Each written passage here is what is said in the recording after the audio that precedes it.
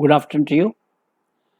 In the last class, we have seen the definition of derivatives, and we have seen with the given examples what is the derivative means, and what is the option holder, and who is the option buyer, and what is the strike price, what is the exercise price, etc. We have seen with the example.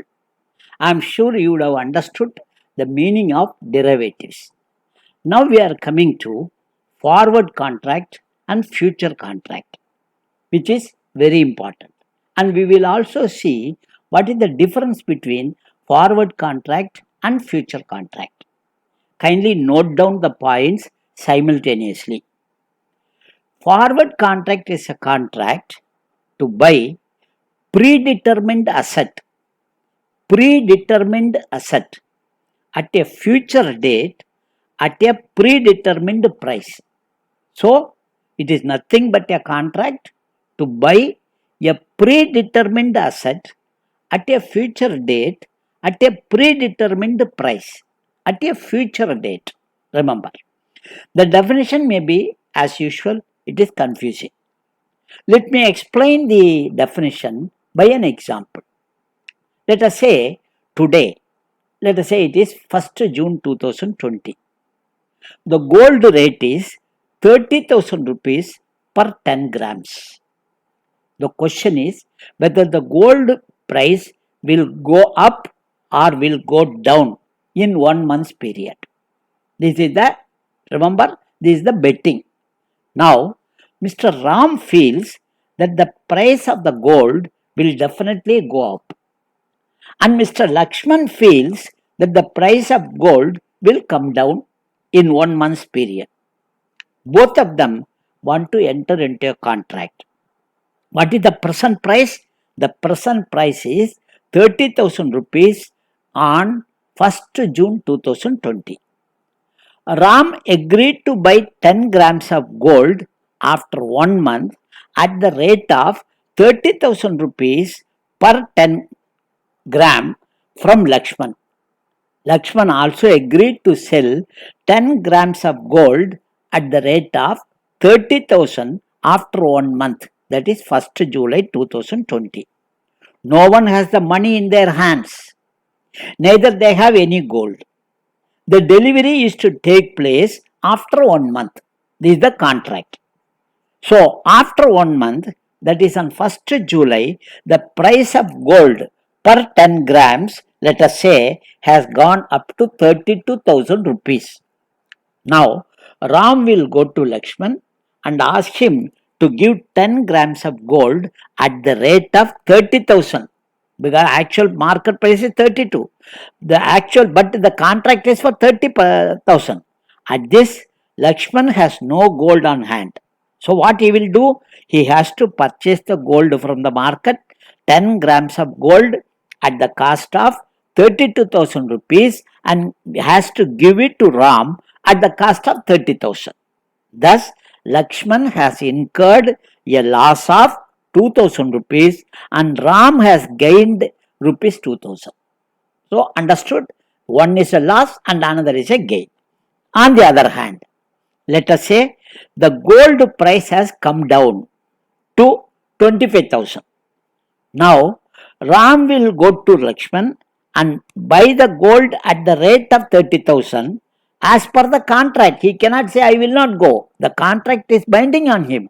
So, even though it will be a loss, he has to go to Lakshman and buy the gold at the rate of 30,000 in accordance with the provisions of the contract. And if necessary, he may sell the gold in the market and get reimbursed 25,000 rupees. In this process, Lakshman has got a profit of 5,000 and Ram has incurred a loss of 5,000. You have seen how the Ram gained, how the Lakshman gained, and how the Ram lost, how the Lakshman lost. We have seen.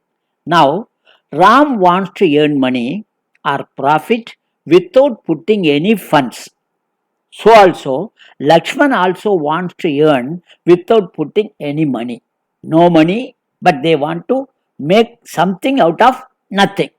So, Ram goes to Lakshman and makes a bet that the gold price will increase.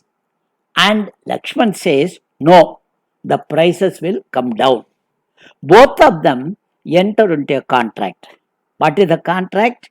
If the gold price increase from 30,000 after a month, Lakshman will have to pay to Ram the difference in gold price. That is, if it has gone up to 32,000, the 2,000 rupees he has to give. On the other hand, if the gold price is decreased, Ram will have to pay Lakshman the difference in the price. Now let us say after 1 month, the gold price has increased to 32,000 rupees. Now Ram will go to Lakshman and receive the difference of rupees 2,000. And the gain for Ram is 2,000 and the loss for Lakshman is 2,000. On the other hand, if the gold price has come down to 25,000, Lakshman will go to Ram and get to rupees 5,000. It is to be remembered that there is no exchange of gold, no physical transaction. It is instead only a cash settlement. Cash settlement. This is called forward contract. This is called forward contract because the contract is to buy a predetermined asset at a future date at a predetermined price.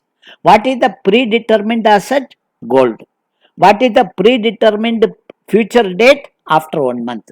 What is the predetermined rate? 30,000. What is the contract? The contract is between Ram and Lakshman. This is called forward contract. Now, let us see what do you mean by future contract. Remember, you have already seen what is forward contract. What is forward contract? Now, we will see what is future contract and what is the difference between forward contract and future contract. First thing, in future contract, there is always a stock exchange. Let us say there is a stock exchange. There is a RIL share. Let us example only. It can be share, it can be even Nifty, it can be gold, it can be silver, it can be commodity market, it can be currency contract, anything, what the name. Even Nifty you can put, even census you can put. There is no restriction at all. So let us say for example's sake, the first thing there is a stock exchange. Second presumption is there is a share of RIL. The rate of RIL share is 100 rupees. Example only, remember? Example only. And there is one Mr. Ram and another Mr. Shyam. There we said Ram and Lakshman. Here we have changed the name. One is Ram and another is Shyam. Now Ram says that in 3 months period, the RIL share value will go from 100 to any limit. In other words, it may go 110, 120, 200, 300. Any limit it can go. It is the argument of Mr. Ram. Now, Ram goes to the stock exchange. Ram goes to the stock exchange. He wants to enter into a contract. Now, it is for the stock exchange to locate someone who is prepared to bet on RIL share coming down, because the other person should say that the RIL share is to come down. One is going up, that is Ram, and another is going down, that is it is the lookout of the stock exchange to identify a person, maybe Shyam, to identify a person who claims that the price of RIL share will go down. Now remember, the first difference between the forward contract and the future contract is, in the future contract, there is a stock exchange in between the parties of the contract. In the forward contract, there is no stock exchange involved. It is only over the counter. What is the difference? First is, in the future contract, there is an in-between that is called stock exchange, whereas in the forward contract, it is over the counter. There is no stock exchange. First difference. Second is, in future contract, this stock exchange has to find out the other counterparty. In this case, let us say Shyam. In this case also, neither Ram knows the Shyam nor Shyam knows the Ram. Their contact is only through stock exchange. This you have understood. In future contract, the party who says that the share price will go up, the party who says that the share price will go up is called long position. That is, optimistic fellow is called long position. The party who says that the share price will come down is called short position. That is, the pessimistic fellow is called short position. So, in our example, Ram is long position and Sham is short position. Now, in the forward contract, the contract can even be for 5 shares or 10 shares. However, in the case of future contract, there is a minimum lot size share. Say RIL share can be minimum 1000 shares. So see, so the second difference between the forward contract and future contract is, in forward contract, remember that there is no lot size. It can be 5 shares, it can be even 2 shares. Whereas in the future contract, the lot size is necessary. In other words, if you put it in a nutshell, you say forward contract is customized. Forward contract, customized.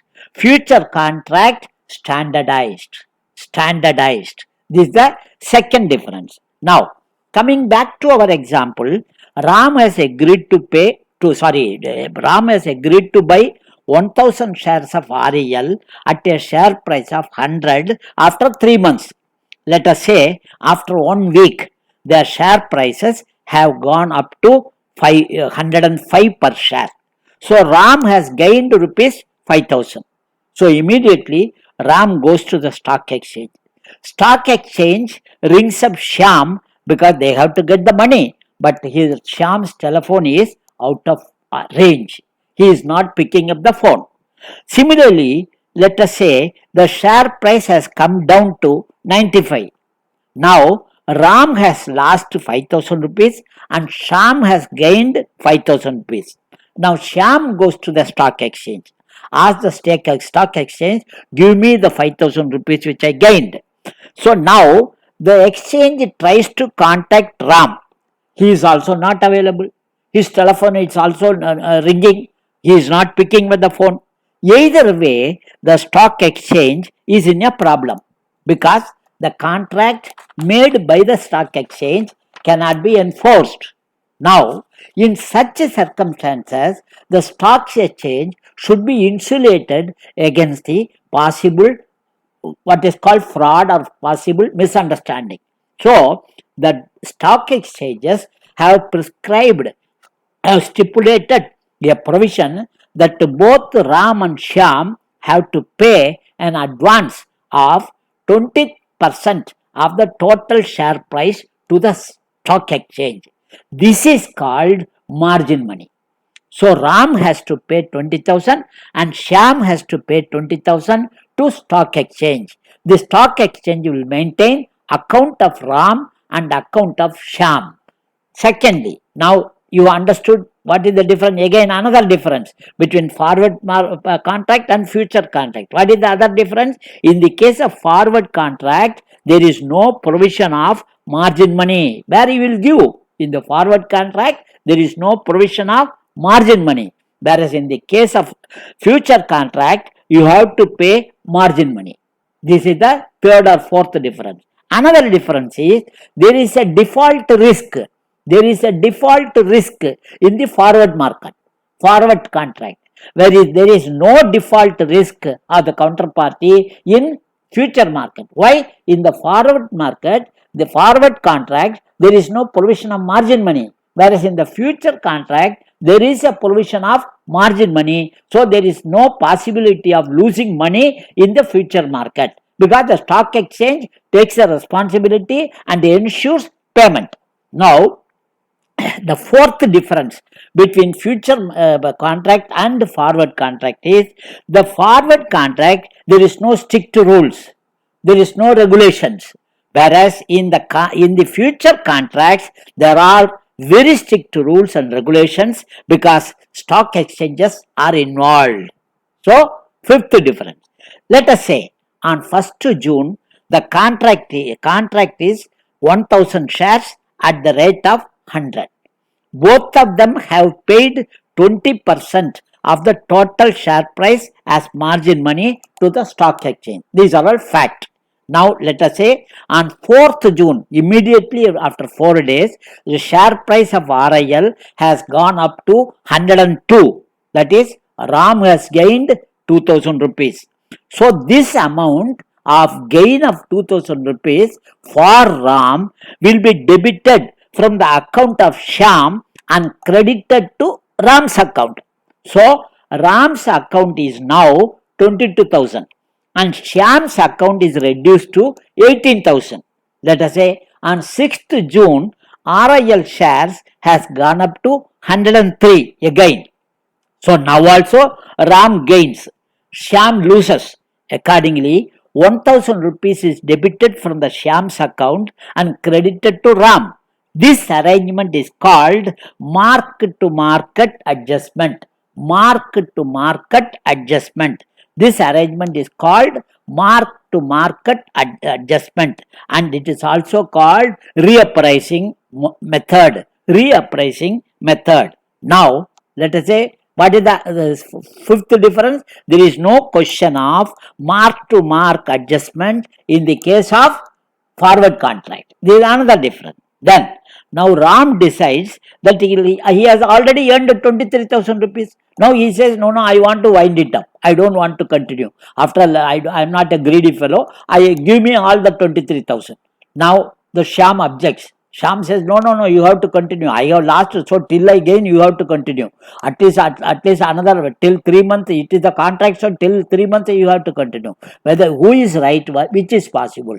Remember, the stock exchange will allow you to waive off, allow you to square off. So, the Ram can square off. He will get all the 23,000 rupees and he can square off himself from the contract.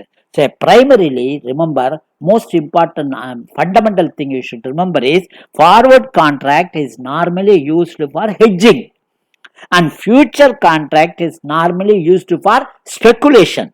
This is another difference. I am sure you would have understood what is the forward contract, what is future contract, what is the difference between forward contract and future contract, and what is derivative. So there should be no doubt at least on the three accounts. What is hedging, what is speculation, what is arbitrage. These three we will see in the next class. Thank you.